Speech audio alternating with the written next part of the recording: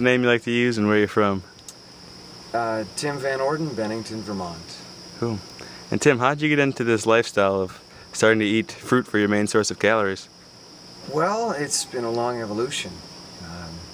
I ate a standard American diet most of my life.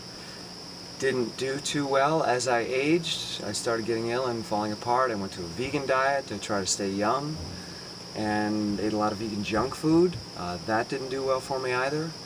And then finally in 2004 I moved into a raw diet because I wanted to heal my health issues, because the prognosis was death, not from cancer or heart disease, but I had chronic fatigue syndrome and I was pretty severely depressed and just wasn't doing anything, couldn't do anything.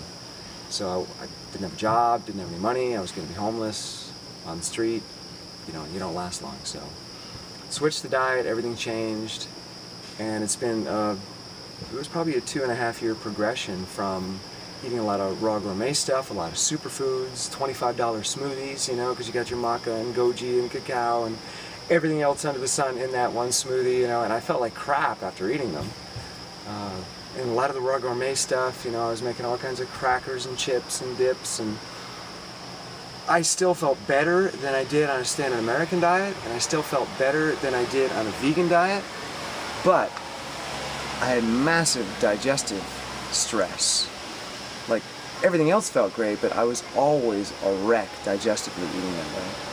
So then I started moving into more fruit, started, you know, simplifying it, salads, fruits, things like that, and the digestive issues went away, the energy stayed, and it's, you know, it's pretty clear. The cleaner your body gets, the alarm bells get turned back on. Just like a smoker, the first time you smoke a cigarette, you cough. After 3 cigarettes, you cough a little less. After a pack, you may not cough at all. And, you know, eventually, people can smoke all they want and there's no coughing, because the body's like, well, you might as well turn the alarm bells off because this behavior's not going to stop. So the cleaner you eat, the more alarm bells there are, and when you eat something that's not working for you, your body's like, no. Stomach's like, no. Colon's like, no. Not again, please. And how has your running improved? Because you seem to have taken up running pretty strongly after you making dietary changes. Yeah, I started running a little over 6 years ago because I had so much energy, and that was even on the crappy raw diet. Just everybody talks about energy. What does that mean? How do you actually measure energy? You know, you can talk about it till you're blue in the face, but if I'm looking at you and you're 170 pounds and kind of soft, and you're telling me about energy, I'm not gonna, you know, put much credit into that. So I wanted to test it.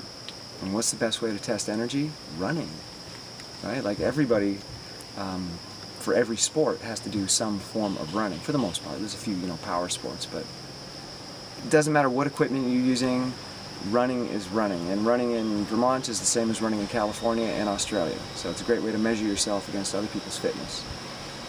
Started, and it was a challenge at first, because I hadn't done anything in 17 years.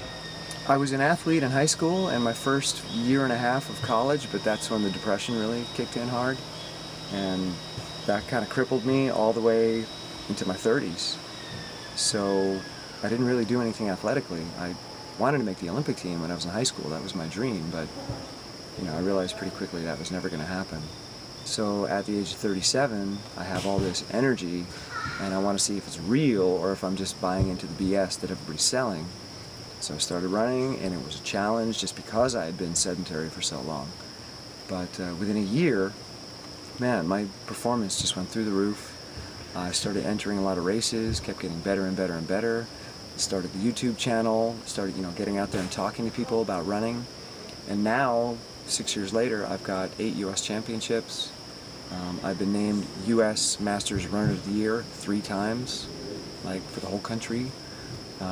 That's a pretty great honor that, you know, USA Track and Field, the governing body of running in the U.S., they recognize me. So I'm not just the raw guy anymore, I'm actually a good runner in their eyes. That's been the biggest breakthrough for me, you know, that the running community has embraced me. Not for my diet, but for my, you know, performance. But the performance is based largely on diet.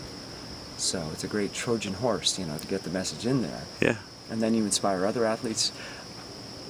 I don't push the raw message anymore. I just push fruits, smoothies, vegetables. Like, oh, Tim, you know, what are you doing, man? I see your shirt. What's that all about? I'm like, oh, I have a smoothie before every race. Like, really?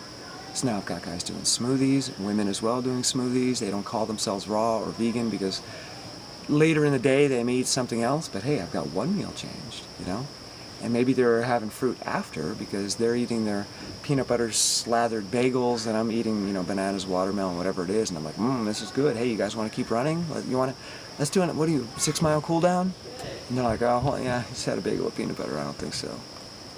So little by little, planting seeds, being an example, not shouting from the rooftops anymore, but just using my results to spread the message rather than my mouth.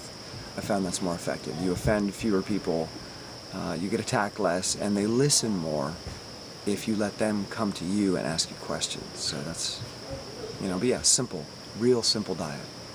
Good advice. Yeah. And why do you think a fruit-based diet works so well for so many people? Well, one of the things I say in my talks, I travel around giving talks,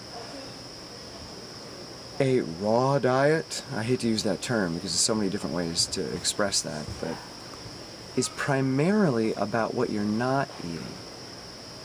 Like, it's really simple, Look at any animal out there in the world and what they're eating. They eat a very simple, basic diet.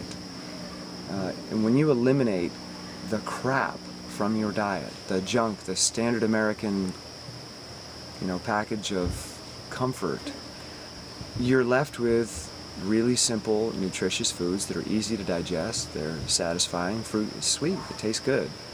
You don't have to force a kid to eat fruit. You do have to force a kid to eat broccoli generally. And unless you're, putting all kinds of condiments on that burger, the kid's probably not going to eat it. Have you ever had boiled chicken without any salt or any kind of seasoning on it? It's nasty. It's like eating rubber.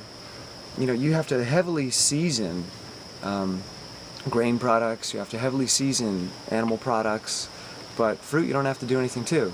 I've got 2 nieces and they love fruit. You don't have to put ketchup on it, you don't have to put salt on it, you don't have to put ranch dressing on it, you just eat it. So it's a great way to get nourishing food in the body without needing to add junk to it. So you can keep the diet really simple, really clean. Like broccoli. Most people are not going to eat broccoli, but they'll put ranch dressing or butter on it. They're like, ooh, I love broccoli. No, you like the butter or the ranch dressing. You don't need to do that with fruit, so it's effective. And what role do you see fruit playing in helping to heal the planet as well? Well, fruit can be dangerous. There's been banana peels laying around and people are slipping and going down and durian falling from trees and cracking people's heads open. Well, there's going to be a big transition. This is not going to be an easy process, and it's going to require farming changes. Like right now, we don't grow enough fruit to support the population, but the more people that eat fruit, the more farmers are going to be growing fruit, local fruit. It'd be great to see every house in America with fruit trees in the yard. So that, for instance, we have a blueberry orchard, apples, peaches, plums, plus, 2 huge gardens where I live. And those blueberries get us through the entire year. We eat them fresh during the season, and then we eat them frozen for the rest of the year. And, we don't have a lot of land that we cultivate. So maybe on 2 acres, we get 30 to 40% of our food. So, a lot of people have 2 acres, or even if you have half an acre or a quarter of an acre, even if you just have a rooftop in the city, you can grow some kind of fruit or some kind of food. But it's going to take people getting into action, going to their supermarkets and requesting fruit. Hey, do you guys think you could get this in? And if enough people ask, they'll start bringing it in. If it sells well, they'll bring in more of it.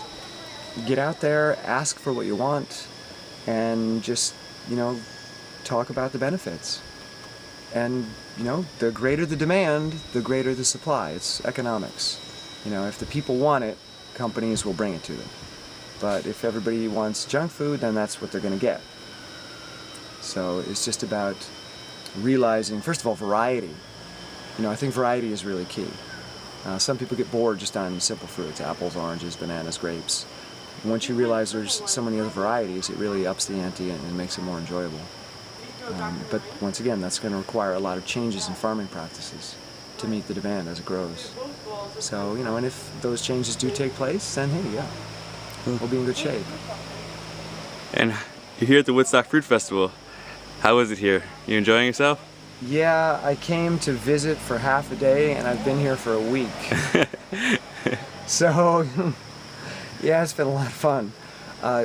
It's great to be in a community of people that are healthy, vibrant, active, and who are just enjoying eating food and not complaining about it. You know, so many people, there's nobody here taking medication for heartburn or whatever else. There's no food coma. There's, you know, nobody complaining about this, that, or the other. Everybody's having a good time. And we're out there doing things together actively. You know, people are either in the water, or they're running, or they're biking, or they're hiking, or they're doing yoga, or playing games, or it's a fun group of people. So if you are struggling with your diet and you feel like you don't have community, when this rolls around again next year, come. You're going to make a lot of great friends, a lot of connections that you can then, you know, continue on with, and you'll have community. Maybe not where you live, but hey, you know, have some adventure. Get out there and visit people. I know a lot of great, strong friendships form here at the festival, so I highly recommend that people come. Thank you, Tim. And where can we find more information about you? My website is runningraw.com, and I am Running Raw on YouTube and Running Raw on Facebook. Beautiful. Thanks, brother. And it's a beautiful day.